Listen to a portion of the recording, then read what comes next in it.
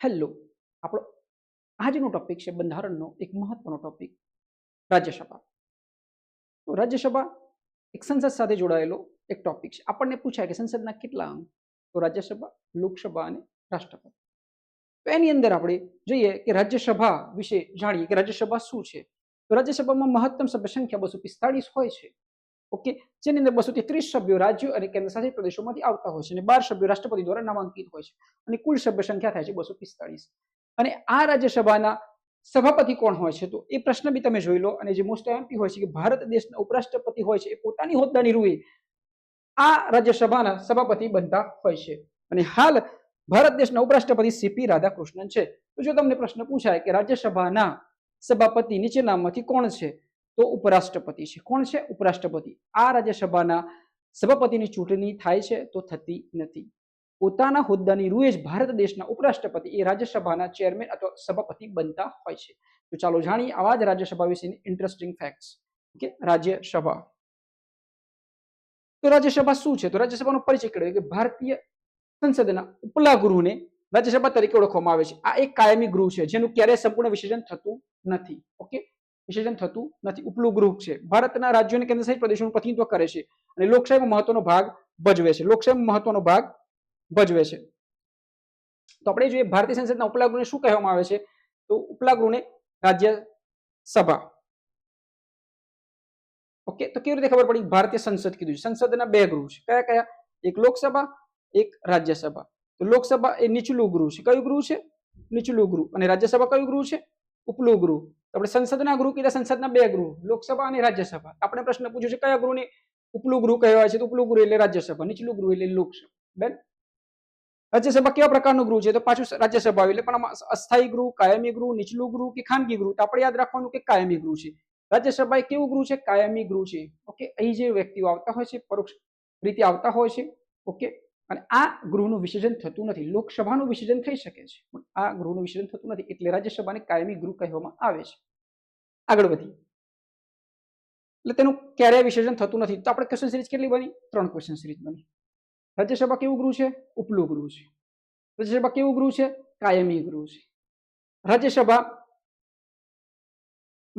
ભારતના રાજ્યો અને કેન્દ્રશાસિત પ્રદેશોનું પ્રતિનિધિત્વ કરે છે. ઓકે, અને તે લોકશાહીમાં મહત્વનો ભાગ ભજવે છે. ઓકે, આગળ વધીએ હવે. નેક્સ્ટ, રાજ્યસભાનું બંધારણ અને સભ્યપદ. તો રાજ્યસભામાં મહત્તમ સભ્ય સંખ્યા કેટલી હોય છે? આપણો આ ક્વેશ્ચન છે 250, જેમાંથી 238 સભ્યો રાજ્યો અને કેન્દ્રશાસિત પ્રદેશોમાંથી હોય છે અને બાકીના 12 સભ્યોની નિમણૂક રાષ્ટ્રપતિ દ્વારા કરવામાં આવે છે. તમને જે પ્રશ્ન પૂછાય કે રાજ્યસભામાં રાષ્ટ્રપતિ દ્વારા કેટલા વ્યક્તિઓની નિમણૂક કરવામાં આવે છે? તો જવાબ આવે છે 12. ઓકે, અને અલગ અલગ ક્ષેત્રોના હોય છે, જેમ કે કલા, વિજ્ઞાન, સાહિત્ય, સમાજ સેવા ક્ષેત્રોના નિષ્ણાંતોનો ત્યાં સમાવેશ કરવામાં આવે છે. સમજાય છે વાત? રાજ્યસભામાં જ્યારે બી કોઈ વ્યક્તિઓ નામાંકિત થતા હોય છે એમાંથી 12 વ્યક્તિઓ રાષ્ટ્રપતિ દ્વારા સીધા નામાંકિત થતા હોય છે. તે અલગ અલગ ક્ષેત્રોના હોય છે. ઘણીવાર આપણે પ્રશ્ન પૂછાતો હોય છે કે રાજ્યસભામાં રાષ્ટ્રપતિ દ્વારા કેટલા સભ્યોની નિમણૂક કરવામાં આવે છે? તો જો આવો પ્રશ્ન પૂછાય તો રાજ્યસભાનો રા લઈ લેવાનો આગળનો અને રાનો ઊંધો કરી દઈએ એટલે 12 થઈ જાય. એના પછી ટેકનિક અપનાવવાની, 12 સભ્યો, જો ભૂલ ના પડે એટલા માટે. સમજાય છે વસ્તુ? રાજ્યસભામાં રાષ્ટ્રપતિ દ્વારા કેટલા સભ્યોની નિમણૂક કરવામાં આવે છે? તો આપણે કીધું 12 સભ્યો. આ રાને ઊંધો કરી દો એટલે 12 થઈ જાય. રાજ્યસભાની કુલ મહત્તમ સભ્ય સંખ્યા કેટલી છે? 250. એટલે 238 પ્લસ 12, 250. ડન. સમજાઈ ગઈ વાત? 238 સભ્યો રાજ્યો અને કેન્દ્રશાસિત પ્રદેશોમાંથી આવે છે. ચલો જઈએ નેક્સ્ટ સ્લાઇડ તરફ. સત્તા અને જવાબદારી. રાજ્યસભા પાસે કાયદા ઘડવાની પ્રક્રિયામાં મહત્વની સત્તાઓ છે. નાણાકીય ખરડા સિવાયના કોઈપણ ખરડાને રાજ્યસભામાં રજૂ કરી શકાય છે. જો તમને પ્રશ્ન પૂછાય કે નાણાકીય ખરડો ક્યાં રજૂ કરી શકાય છે? તો નાણાકીય ખરડો માત્ર ને માત્ર લોકસભામાં રજૂ કરી શકાય છે. સમજાય છે વાત? કોઈ પણ ખરડો કાયદો બને તે પહેલા રાજ્યસભાની મંજૂરી મેળવી અનિવાર્ય છે. એટલે આ તો કેવું છે? પ્રોસેસ છે. લોકસભામાંથી ખરડો મુકાયો, પછી રાજ્યસભામાં જાય, પછી આગળ વધે, રાષ્ટ્રપતિ જોડે જાય, સહી થાય, પછી ખરડો કાયદો બને. સમજાય છે વસ્તુ? પણ મની બિલ છે ને આપણે લોકસભામાં રજૂ કરવું પડે છે. એ અર્થમાં સમજાવેલું છે. એ રાજ્યસભામાં રજૂ નથી કરી શકાતું. કયા પ્રકારનો ખરડો રાજ્યસભામાં પ્રથમ રજૂ કરી શકાતો નથી કીધો છે? તો મની બિલ. ઓપ્શનમાં જોઈ લેવાનું નાણાકીય ખરડો. રાજ્યસભામાં મુખ્યત્વે કોના હિતોનું રક્ષણ કરવાનું કાર્ય કરે છે? તો રાજ્યો અને કેન્દ્રશાસિત પ્રદેશોના બંનેમાંથી વ્યક્તિઓ ત્યાં આવતા હોય છે પરોક્ષ રીતે. બરોબર. સભ્યની મુદત અને લાયકાત આપણે જોઈએ. મુદત અને લાયકાત આ એમબી પ્રશ્ન છે, તમને પ્રશ્ન પૂછાઈ શકે છે. અલગ અલગ એક્ઝામ સિરીઝમાં તમને અલગ અલગ ક્વેશ્ચન પૂછાતા હોય છે, તેમાંથી અહીં ધ્યાનથી જોઈ શકો છો. રાજ્યસભાના સભ્ય બનવા માટે વ્યક્તિ ભારતનો નાગરિક હોવો જોઈએ અને તેની ઉંમર ઓછામાં ઓછી 30 વર્ષ હોવી જોઈએ. આ તમારો ક્વેશ્ચન સિરીઝ છે, બરોબર. કેટલા વર્ષ હોવી જોઈએ? 30 વર્ષ. જો તમને એમ પૂછાય કે લોકસભામાં સભ્ય બનવા માટેની ઉંમર કેટલી, તો 25 વર્ષ. નીચલા ગૃહમાં 25 આવે, તમે રાજ્યના વિધાનસભામાં જાઓ તો બી 25 આવે, પણ ઉપલા ગૃહમાં છે ને તમારે 30 વર્ષ યાદ રાખવાનું. 13 યર્સ યાદ રાખવાનું, 30 વર્ષ. દરેક સભ્યની મુદત 6 વર્ષની હોય છે. પેલામાં કેટલી હોય? 5 વર્ષની હોય. એ કેટલા વર્ષની હોય? 6 વર્ષની હોય છે. દર 2 વર્ષે 1/3 ભાગના સભ્ય નિવૃત્ત થાય છે. દરેક સભ્યની મુદત કેટલી હોય છે? 6 વર્ષની હોય છે. પેલામાં નીચલા ગૃહમાં 5 વર્ષની, અહીં 6 વર્ષની. આમાં એક પ્રોસેસ છે, યાદ રાખો. દર 2 વર્ષ થાય એટલે 1/3 સભ્યો નિવૃત્ત થાય છે, એટલે એટલા જ નવા સભ્યો ચૂંટાય છે. બસ આ એનો કન્સેપ્ટ. અહીંથી બધા ક્વેશ્ચન સિરીઝ આવતા હોય છે. સમજાઈ ગઈ વાત? એટલું યાદ રાખવાનું છે કે દર 2 વર્ષે 1/3 સભ્યો નિવૃત્ત થાય છે, એટલા જ નવા આવે છે. સભ્યની જે સમય મર્યાદા છે 6 વર્ષની છે. સભ્યની મુદત 6 વર્ષની છે અને આ આવવું હોય તો 30 વર્ષ ઉંમર હોવી જોઈએ. રાજ્યસભામાં આવવું હોય તો રાજ્યસભાના સભ્યની મુદત કેટલા વર્ષની હોય છે? સભ્યની મુદત હોય છે 6 વર્ષની. રાજ્યસભાના કેટલા સભ્યો દર 2 વર્ષ નિવૃત્ત થાય છે? 1/3 સભ્યો. આ ભૂલ ના થાય, આપણે જોવાનું. 1/3 સભ્યો, બરોબર. ઓપ્શન 1/4 આપેલું હોય છે. રાજ્યસભાનું સંચાલન કોણ કરે છે? ભારતના ઉપરાષ્ટ્રપતિ હોદ્દાની રૂએ રાજ્યસભાના અધ્યક્ષ ચેરમેન તરીકે કામ કરે છે. આ તમારો મોસ્ટ ટાઈમ ક્વેશ્ચન સિરીઝ. તમારે એટલું જ સમજવાનું છે. તમને પ્રશ્ન પૂછે કે રાજ્યસભાના ચેરમેન બનવા માટે ચૂંટણી થાય તો ના થાય. ભારત દેશનો જે બી વ્યક્તિ ઉપરાષ્ટ્રપતિ હોય છે એ પોતાના હોદ્દાની રૂએ જ રાજ્યસભાના ચેરમેન બની જતા હોય છે, સભાપતિ બની જતા હોય છે. આ તમારો મોસ્ટ ટાઈમ ક્વેશ્ચન સિરીઝ, સમજવા લાયક ક્વેશ્ચન. તેઓ ગૃહની કાર્યવાહીનું સંચાલન કરે છે અને શિસ્ત જાળવે. તેમની ગેરહાજરીમાં ડેપ્યુટી ચેરમેન ગૃહની જવાબદારી સંભાળે છે. તમારો બીજો ક્વેશ્ચન. એ ના હોય તો શું કોણ? તેના બીજા ઓપ્શન છે ડેપ્યુટી ચેરમેન. પછી એ ના હોય એને બી ઓપ્શન, પણ આપણે એટલા સુધી સીમિત રહો. રાજ્યસભાના સભાપતિ અધ્યક્ષ તરીકે કોણ કાર્ય કરે છે? ઉપરાષ્ટ્રપતિ. ભારત દેશના ઉપરાષ્ટ્રપતિ. રાષ્ટ્રપતિ પાછું ના થઈ જોવાનું, પણ ઉપરાષ્ટ્રપતિ. રાજ્યસભાના સભ્ય બનવા માટે લઘુત્તમ વયમર્યાદા કેટલી હોય? રાજ્યસભા એટલે 30 વર્ષ. સમજાઈ ગઈ વાત? મોસ્ટ ટાઈમ ક્વેશ્ચન સિરીઝ આ છે કે રાજ્યસભાના અધ્યક્ષ કોણ હશે? ભારત દેશના ઉપરાષ્ટ્રપતિ. રાજ્યસભાની રચનાની કલમ. હવે આપણે જે આર્ટિકલ્સ વાંચીએ, રાજ્યસભાના આર્ટિકલ્સ વાંચીએ. અહીં છે 80 નંબરનો આર્ટિકલ 80. ભારતીય બંધારણની કલમ 80 રાજ્યસભાની રચના વિશે વિગતવાર માહિતી આપી. તમને પ્રશ્ન પૂછે યાદ રાખો. 80 માં લખ્યું છે રાજ્યસભા વિશેની બાબતો. રાજ્યસભામાં મહત્તમ 250 સભ્યો હોઈ શકે છે, જેમાંથી 238 સભ્યો રાજ્યોના કેન્દ્રશાસિત પ્રદેશોમાંથી પ્રતિનિધિત્વ કરશે અને બાકીના 12 સભ્યોની નિમણૂક રાષ્ટ્રપતિ દ્વારા કરવામાં આવે છે, જેઓ કલા, સાહિત્ય, વિજ્ઞાન અને સમાજ સેવાના ક્ષેત્રમાં નિષ્ણાત હોય છે. આ ગૃહને સંસદનું ઉપલું ગૃહ કહે છે. કાઉન્સિલ ઓફ સ્ટેટ્સ કહે છે. Council of state. પેલામાં પીપલ્સ આવે લોકસભામાં, કાઉન્સિલ ઓફ સ્ટેટ્સ કહે છે. રાજ્યસભામાં રાષ્ટ્રપતિ દ્વારા કેટલા સભ્યોની નિમણૂક કરવામાં આવે છે? એકદમ ઇઝી, 12 સભ્યોની નિમણૂક. રાજ્યસભામાં સભ્યોની મહત્તમ સભ્ય સંખ્યા કેટલી હોય છે? 250. પણ આપણે યાદ રાખવાનું આ વસ્તુની વાત ભારતીય બંધારણની કલમ 80 માં લખી છે કે રાજ્યસભાની રચના વિશે વાત છે. અનુચ્છેદ 80 આ યાદ રાખવાનું. 80. નેક્સ્ટ જઈએ. સભ્યોની લાયકાત અને કાર્યકાળ. રાજ્યસભાના સભ્ય બનવા માટે વ્યક્તિ ભારતનો નાગરિક હોવો જોઈએ અને તેની ઉંમર 30 વર્ષની ઓછી ન હોવી જોઈએ. રાજ્યસભા એ કાયમી ગૃહ છે, જેનો અર્થ એ છે કે તેનું ક્યારેય સંપૂર્ણ વિચલન થતું નથી. સભ્યનો કાર્યકાળ 6 વર્ષનો હોય છે. દર 2 વર્ષે 1/3 સભ્યો નિવૃત્ત થતા હોય છે અને આ પ્રક્રિયા ગૃહની સતત જાળવી રાખે છે. રાજ્યસભાના સભ્ય બનવા માટે લઘુત્તમ વયમર્યાદા કેટલી હોવી જોઈએ? 30. રાજ્યસભાના કેટલા સભ્યો દર 2 વર્ષે નિવૃત્ત થાય છે? 1/3 સભ્યો નિવૃત્ત થાય છે. ઓકે, અને આ છે કલમ 84 સોરી, ટંગ ઓફ સ્લીપ 84. 80 થી સ્ટાર્ટ થાય એટલું યાદ રાખવાનું. આપણે રચના કે રાજ્યસભાની એટલે 80. હવે સભ્યોની લાયકાત અને કાર્યકાળ કે તો 84. ઓકે, કાર્યકાળ કે તો 84. રાજ્યસભાના અધ્યક્ષ અને ઉપાધ્યક્ષ કલમ 89. આ બધી કલમો સ્ટડી કરાવી છે. આપણે સ્ટડી તો કરાવી છે, બધા અનુચ્છેદો સ્ટડી કરે છે. આ અનુચ્છેદમાં આ લખેલું છે એમ સ્ટડી કરે છે. 80 જોયો, 84 નંબરનો જોઈને હવે 89 નંબરનો. રાજ્યસભાના અધ્યક્ષ અને ઉપાધ્યક્ષ વિશેની વાતો. ભારતના ઉપરાષ્ટ્રપતિ હોદ્દાની રાજ્યસભાના અધ્યક્ષ હોય છે, એટલે કે ચેરમેન હોય છે. કલમ 89 મુજબ રાજ્યસભા પોતાના સભ્યોમાંથી એક ઉપાધ્યક્ષની ચૂંટણી કરે છે, જે અધ્યક્ષ ગેરહાજરીમાં ગૃહનું સંચાલન કરે છે. તો આપણે યાદ રાખવાનું કે ભારત દેશના ઉપરાષ્ટ્રપતિ હોદ્દાની રાજ્યસભાના ચેરમેન તો હોય છે, પણ કલમ 89 માં એવું લખ્યું છે કે જો એ ના હોય તો રાજ્યસભા પોતાના સભ્યોમાંથી એક ઉપાધ્યક્ષની, પોતાના જે સભ્યો છે એમાંથી એક ઉપાધ્યક્ષની ચૂંટણી કરે છે અને જે અધ્યક્ષની ગેરહાજરીમાં ગૃહનું સંચાલન કરે છે. અધ્યક્ષ ગૃહના સભ્ય હોતા નથી. તો આ પ્રશ્ન બહુ મોસ્ટ ટાઈમ છે, કારણ કે કીધું કે ભારત દેશના ઉપરાષ્ટ્રપતિ પોતાની હોદ્દાની રૂએ એ જગ્યાએ બેસે છે, એટલે ગૃહના સભ્ય એ સભ્ય તો નથી. સમજાય છે વસ્તુ? એ રાજ્યસભાના સભ્ય નથી એમ કહેવા માંગે છે.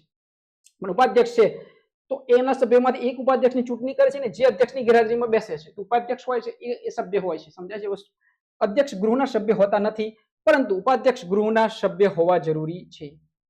ટુ ધ પોઈન્ટ વાત. ક્વેશ્ચન સિરીઝની અંદર રાજ્યસભામાં તમને પ્રશ્ન પૂછાય કે ભારત દેશના ઉપરાષ્ટ્રપતિ એ હોદ્દાની રૂએ રાજ્યસભાના શું હોય છે? ચેરમેન હોય છે.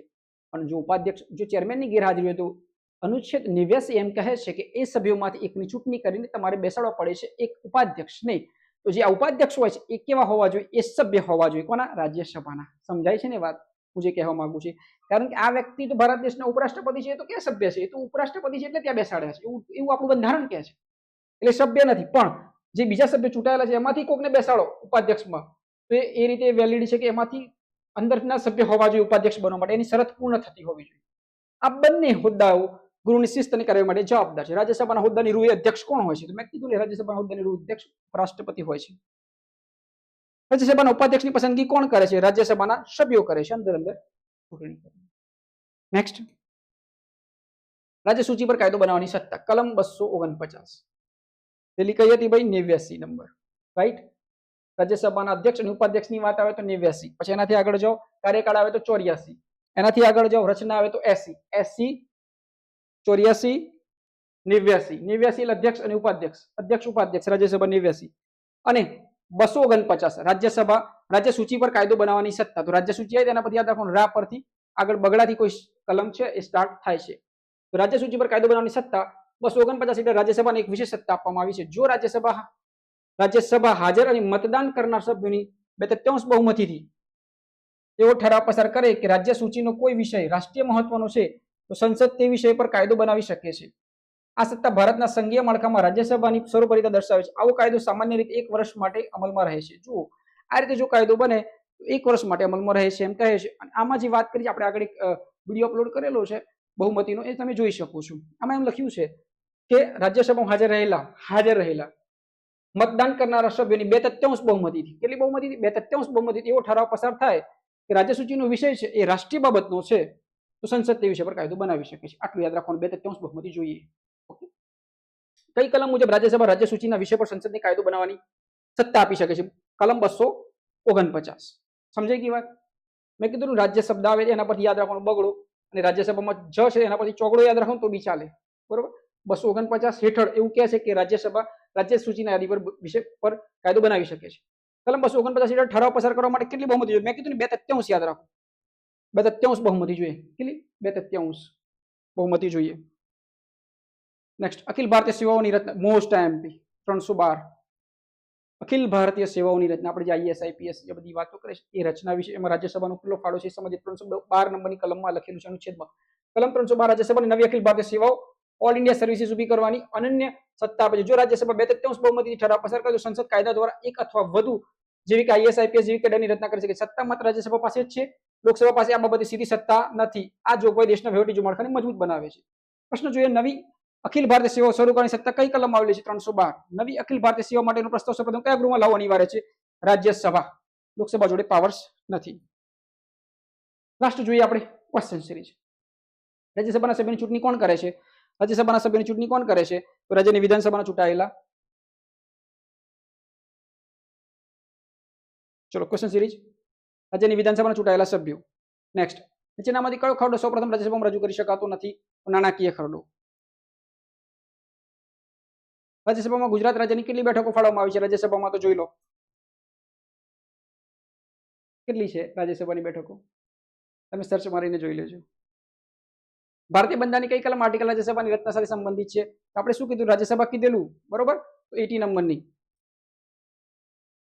નેક્સ્ટ, રાજ્યસભાના સભાપતિની ગેરહાજરીમાં ગૃહનું સંચાલન કોણ કરે છે? ઉપસભાપતિ. કોણ કરે છે? ઉપસભાપતિ. રાજ્યસભાના સભાપતિ પોતાનું રાજીનામું કોને આપે છે? આ બી પ્રશ્ન તમે જોઈ શકો છો. રાષ્ટ્રપતિને. રાજ્યસભામાં સભ્યની બેઠકોની વહેંચણી કયા આધારે કરવામાં આવે છે? તો વસ્તીના આધારે. રાજ્યસભામાં કુલ કેટલા સભ્યોની સંખ્યા નક્કી કરવામાં આવે છે? 250.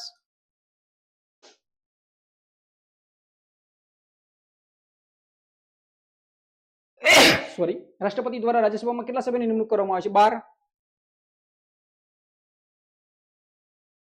રાજ્યસભાને ભારતીય સંસદનું કયું ગૃહ કહેવામાં આવે છે? રાજ્યસભાને ભારતીય સંસદનું કયું ગૃહ કહેવામાં આવે છે? રાજ્યસભાના સભાપતિ તરીકે કોણ હોય છે? ભારત દેશના ઉપરાષ્ટ્રપતિ. રાજ્યસભાના કેટલા સભ્યો દર 2 વર્ષે નિવૃત્ત થાય છે? 73 સભ્યો.